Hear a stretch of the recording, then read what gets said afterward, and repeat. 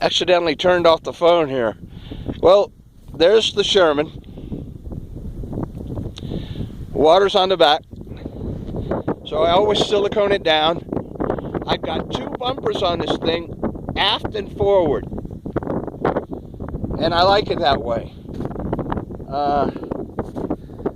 I made these. One day I got in rain because I practice in everything. High winds, rain, and I made these little, what I call awnings, over the vent holes. So I have gotten moisture up in that computer, a small amount, dried it with a commercial type, what do they call it, the heat gun thing. Dried it off, and that was it. Then I started taping up everything again. Put the awnings on. In my vest pocket, I keep a wide piece of rolled up Gorilla Tape. If it starts raining, I will put it over the trolley handle thing there. So, these awnings have enough air to get up in, ram up in there, whether it's front or the back, and they work great. I mean, rainstorms, this, that, and the other, I haven't had a problem since. Oh, wait a minute, you can see the airport flag deal, the little, the windsock thing there. That's where the runway is. It's small planes. I think a 707 was the last big plane to take off from there. Usually it's helicopters and things. Take you from the airport over here to Waimea. Waimea is about 50 miles, 55, 60 miles from Kona, about 55, 60 miles from Hilo. So we're out in the middle. So I was telling you about that, what speed I take. So I was entering at the back here at Parker, where those houses are, and what happened was some lady was entering the crosswalk. Now, the reason I'm always slowing down to about 1/4 mile an hour is because, just in case, all these cars are out to kill you, and that's it. It's constant and never ending. So the lady pulls, and I'm already beeping the horn and yelling at her to stop because I need to go on the crosswalk. So she stops in the middle of the crosswalk.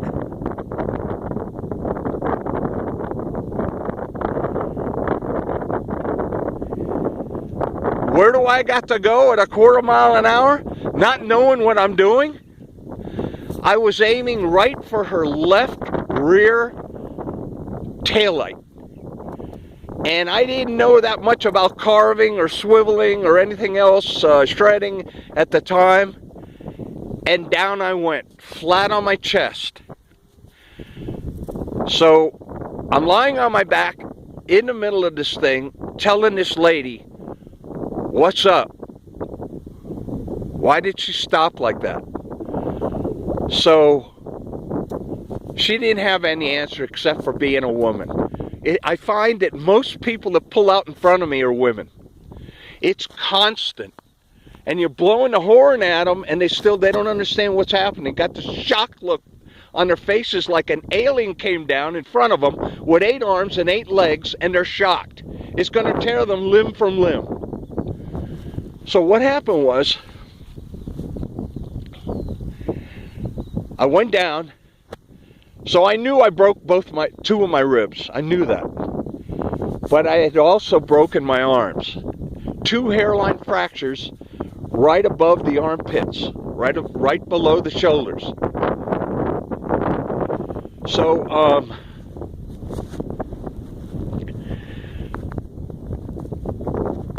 I just ended up doing about 30 more miles. So what happened was, I didn't go to emergency. I live right next door to to a hospital, Queens Hospital.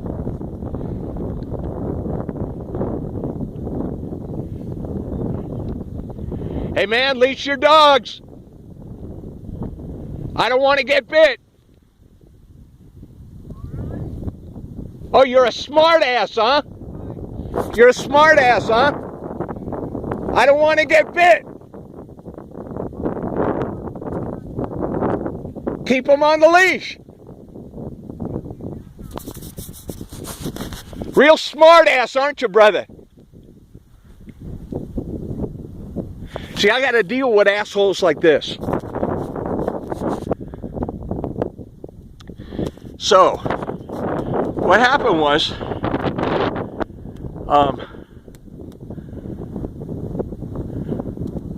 I didn't get to the emergency room till about 5 days later. And that's in Honokaa, that's 15 miles down the road. I don't drive, I couldn't get there. So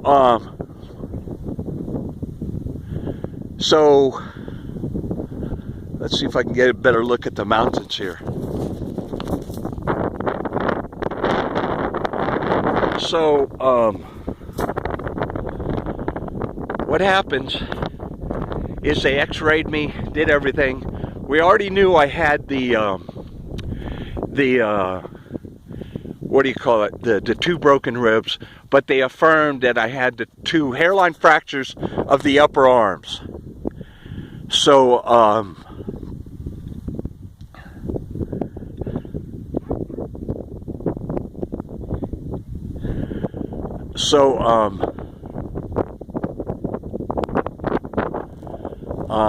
still having problems with these idiots with the dogs. That's another thing. I've been taken down by dogs, fully armored. They don't like the frequency of this thing. So I have been taken down in the middle of Mamalahoa, riding along at about a quarter mile an hour, past a couple people. They knew I was coming. I was rounding around them. It was the first week, literally a couple days after I broke my two arms. And the next thing you know, I'm down again on the asphalt in the middle of the street on my back. So I wasn't hurt this time. I kind of rolled. And here's a plane taking off from that little airport. I don't know if you can see it. I don't know. So, what happened was,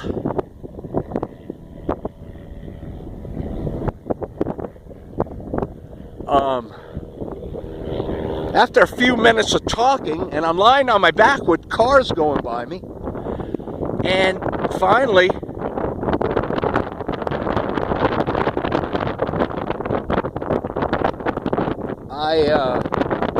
somebody helped me up. Some angel came out of nowhere, a young guy. Came over and helped me up. The old man, small old man. I'm 250 pounds, 6 foot tall. That guy couldn't have lifted me up. So, what happened was,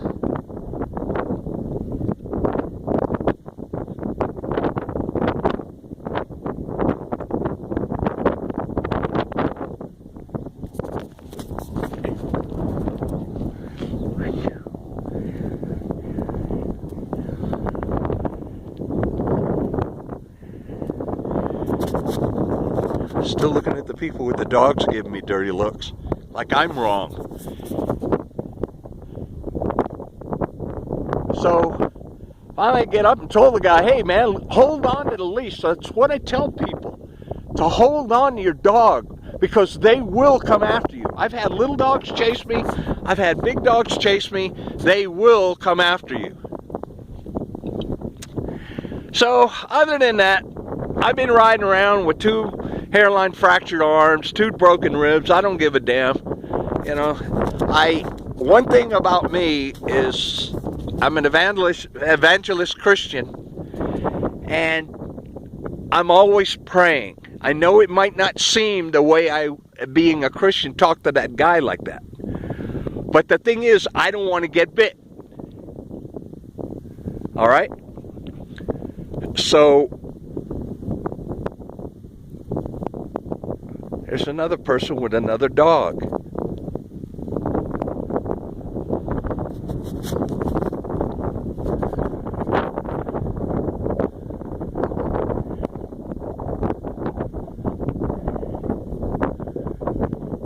So, I've been going up these Kohala Mountains lately, and it's about 40 degrees, and you get up on top of that thing and you can see all the way down.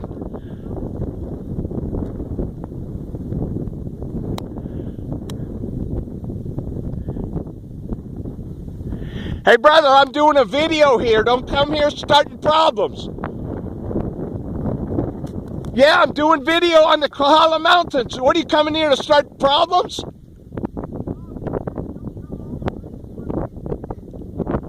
I said I don't want to get bit. I've already been taken down by big dogs. I've broken 2 ribs. I got 2 hairline fractures on my arms. I don't want to get bit again. Dogs take me down. Okay, brother? Okay, that's settled. So, what happened is, I guess the guy couldn't hear me. It's windy here in Waimea. That's another thing. The big winds here go up to 40 miles an hour. They've been known to be 75 miles an hour here. We're in a valley of volcanoes. And we don't get volcanoes. It's too high for one thing. It's 3,000 feet up. But the volcanoes will be shredded because Mauna Kea there is 14,000 feet. Mauna Loa is basically 14,000 feet. And Ho'olai is basically 14,000 feet. And then you got these Kohala Mountains. They're up 8,000 feet above sea level.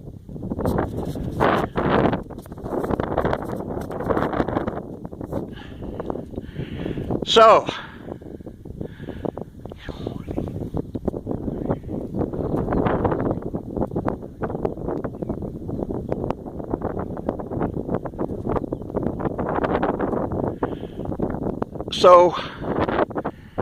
the winds here, doing body language into the wind. There's certain ways, like I'll be angling my body into the wind. I finally found another system even better than that, because problem here, it's wind gusts. So you'll be riding along with your body angled, and all of a sudden the wind will stop. So you're angled, and now you got to compensate, and that can throw you off. Now, I've only fallen a couple times without any external things hitting me, cars pulling out in front of me, and I end up on their hoods and things. A couple times that's happened. I don't know. I've got this darn reaction now when I'll curve or I'll carve instantaneously if somebody pulls out in front of me or somebody does something stupid. People walk out in front of you.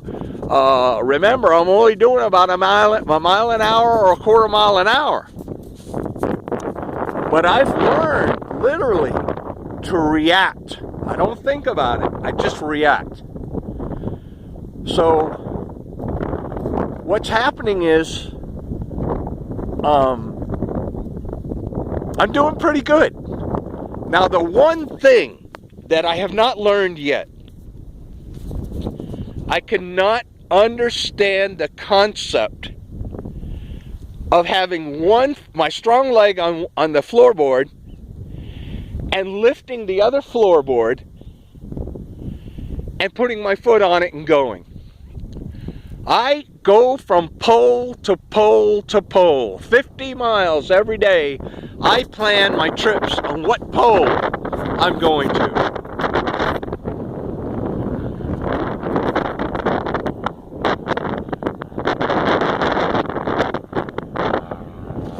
there's that, what that looks like.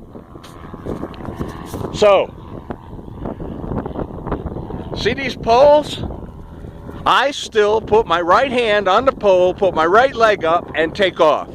I just can't understand the concept of having a foot on and putting my other foot on and going. I've seen all the videos, I've downloaded them, I don't understand it. I'm gonna have a horrible crash and a horrible death if I do that.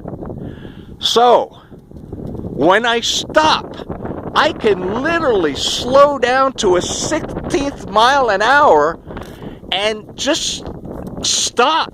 And I'm still standing, keeping my balance, and I gently put my left foot down. But I don't understand putting my other foot up. So wherever I stop, I gotta have a pole. It's funny to a lot of people, 2,100 miles as of tonight, and I'm still hanging on poles. So, man,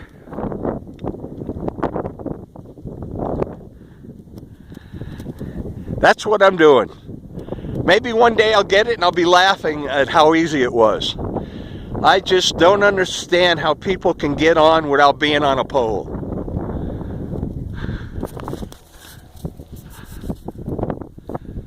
So I'll do another film tomorrow.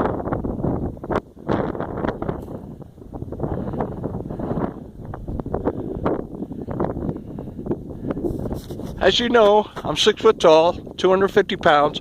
As you know, I'm 78 years old. So I ride barefoot because I need to feel the pegs. With a vest, orange vest, reflective at night. Lights are always on. And I'm always watching, very, very vigilant on people and what they do. I study people when they're walking, and I pass them only doing about a quarter mile an hour. So I'm not like these New York hot rod riders. They don't care about nobody but themselves. They come over here pulling that crap, I'll jack them. And they'll be off their scooter at about their wheel at about 50 miles an hour. See how they like that. By the way, the performance of this Sherman is incredible. Man, going up those 40 incline degree hills yesterday up to the top, this thing was a beast, man. It pulls my weight right up. So those are the mountains. I'll be out here one day when it's a better day, when it's not overcast. So this is why, man, how pretty it is. I'll do some more films on my travels. So I'll just do some filming for now. Show you how nice it is.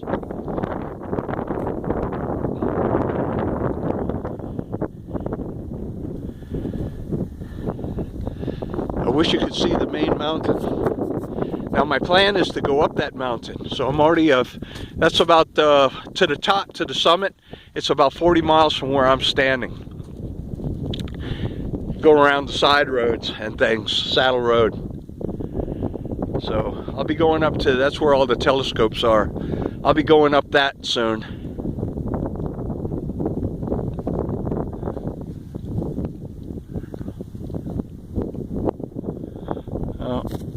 This is where I live. Hope you like it. I hope you guys come down to visit sometime. Catch you later.